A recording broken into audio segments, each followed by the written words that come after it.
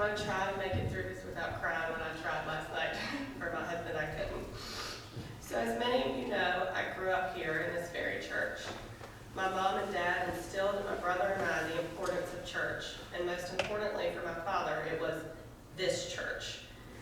We came here for Mother's Morning Out, Sunday service, and spent countless hours here while Mom did, well, whatever Flo was doing.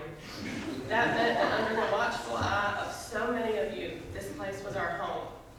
Jimmy Holly taught us how to weave baskets in the basement and always had little Debbie cakes, the little nasty ones with the raisins on top, but he let us pick them apart and he never cared.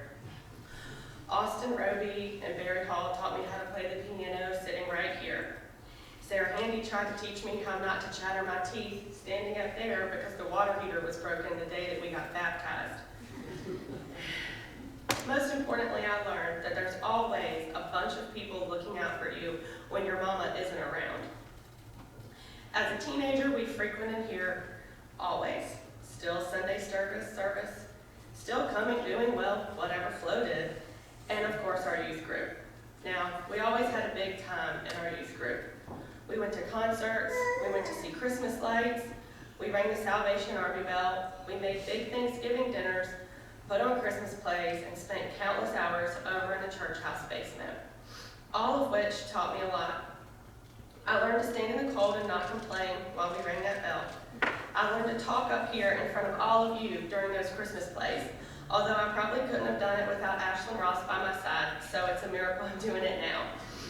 I learned to help others when we made those meals, and many other things. I learned that my cousin Margaret knew every single word to Aretha Franklin's Respect in the backseat of my aunt's Suburban on the way to see some Christmas lights. But the lessons weren't always easy.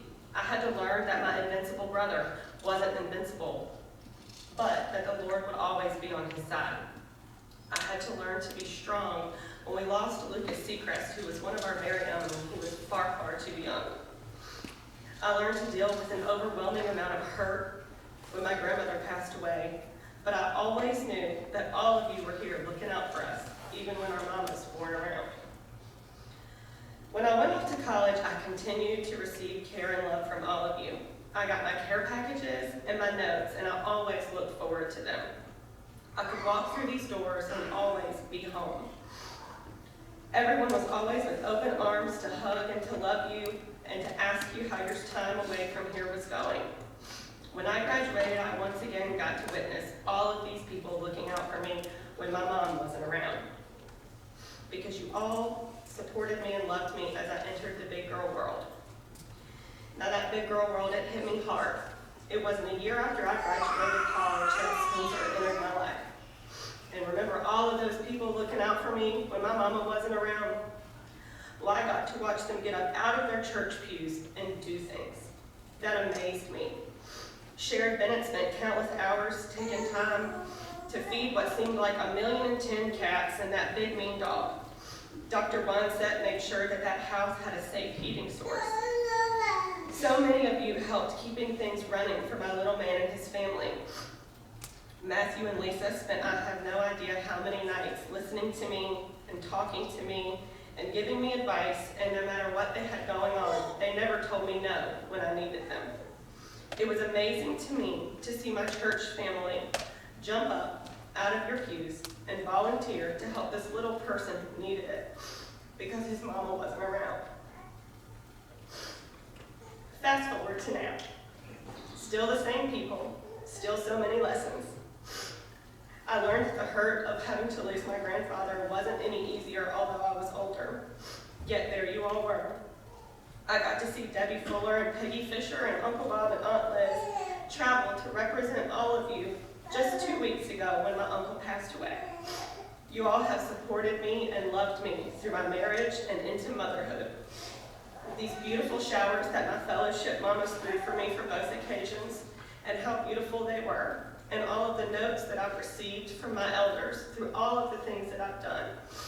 My husband now willingly accompanies me to this church, and all of you have wrapped your arms around my daughters to love for them and to care for them, and I know that you'll be watching them even when their mama isn't around. The point that I'm trying to make here, I feel is more directed at the kiddos, to let them know that this place is your home, Whether it's easy and fun or hard and hurtful, this place is here for you. This place and the people in it will help you no matter what it is.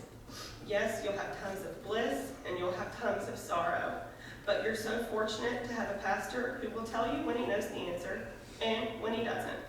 But he'll remind you that either way he's there for you. And he's not just saying it, he truly is, as are all the people sitting around you.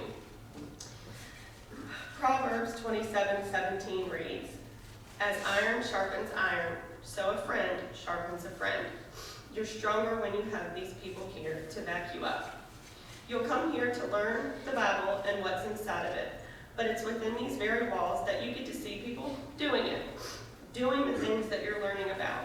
If you let it, this place will teach you that it's within here that you'll find peace, protection, faith, love, friendships, and so much more. But always remember that there's a whole bunch of people looking out for you when your mama isn't around. When I was flipping through my Bible last night, I was trying to find scripture that I thought would really bring this home. And Kyle and I were standing in the kitchen, and I just opened my Bible, which is a pretty little Bible that my mom got me that you can color in, and it's pretty. And I flipped open to this page, and here stood this scripture on the side, and it reads, "Your roots will grow down into God's love and keep you strong." Ephesians 3:17. So I hope all of you little people do, and I hope that my daughters do what I did and plant your roots right here. Amen.